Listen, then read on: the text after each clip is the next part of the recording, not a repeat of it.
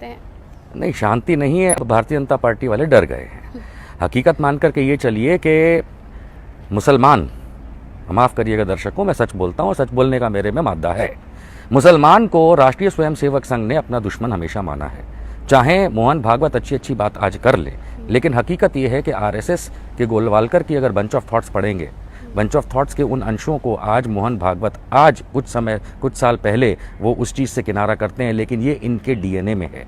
मुसलमान को वो अपना दुश्मन मानते हैं। हाथी के दिखाने के दांत कुछ और हो सकते हैं शाहनवाज हुसैन और मुख्तार अब्बास नकवी के हाथों, लेकिन चबाने के दांत कुछ और है।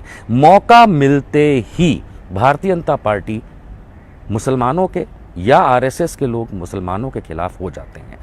बात आती है कोरोना की, तो इन्होंने तो धर्म बना दिया था कोरोना का कि ये इस्लामिक है, इस तरीके की बातें फैलाई गई थी। अब आप देखिए कि इसका धर्म तो शायद संघ ही हो चुका है, क्योंकि संघ के कार्यालयों के अंदर आपको कोरोना संक्रमित लोग मिलेंगे।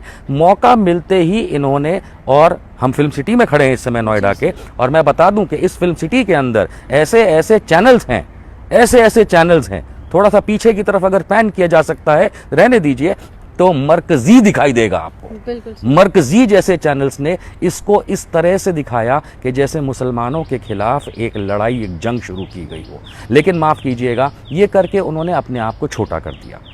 नरेंद्र मोदी के नेतृत्व में भारतीय जनता पार्टी ने जिस कदर मुसलमानों के खिलाफ अपने प्रोपागेंडा को चलाया, वो उनके डीएनए में है। और मान के चलिए कि इसका उन्हें कोई फ़ायदा नहीं मिला, क्योंकि ये उनकी आइडियोलॉजी लोगों को एक्सेप्टेबल नहीं है। मैं मानता हूँ कुछ फॉलोअर्स को एक्सेप्ट हो सकती है, क्यों हर एक का कोई फॉलोअर होता है, लेकिन भारतवर्ष के अंदर इस चीज़ की कोई जगह नहीं है।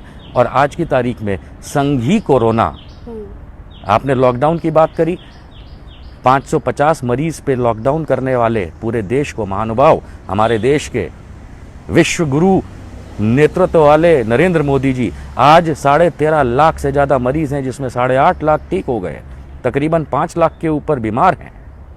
उनकी तरफ उनकी कोई तवज्जो आज नहीं है, क्योंकि उन्होंने गलत कदम उठाए थे।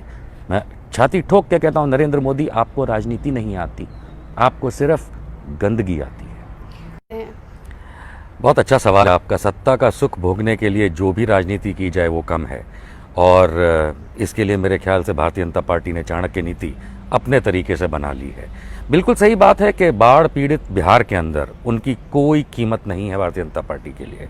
ना केवल बिहार पीड़ित, उसके सिवाय भी अगर आप देखें तो जो जंगल राज बिहार के अंदर चल रहा है पिछले 5 साल से, कोई कीमत नहीं है भारतीय जनता पार्टी के लिए।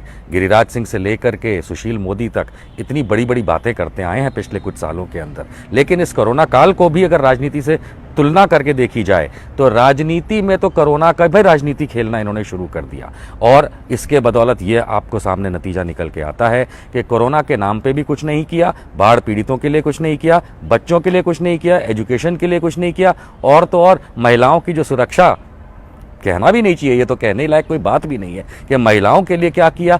और याद आता है वो समय मुझे जब पिछले विधानसभा इलेक्शन में मोदी जी जाकर के नीलामी कर रहे थे रुपयों की, उसमें से शायद 1 पैसा तक नहीं लगाया। और तो और सोने पे सुहागा। जिस तरीके से इस कोरोना काल के अंदर गरीब, मजदूर, आदमी, औरत, बच्चा, बूढ़ा, जवान रोता पिटता, गरम तपती सड़कों पे चल के मार खाता हुआ गया है, मेरे ख्याल से मोदी जी जैसे नेताओं को तो अपनी नेतागिरी छोड़ देनी चाहिए। बिहार और पूरे देश को बर्बाद करने के लिए सलाम है मोदी जी आपको।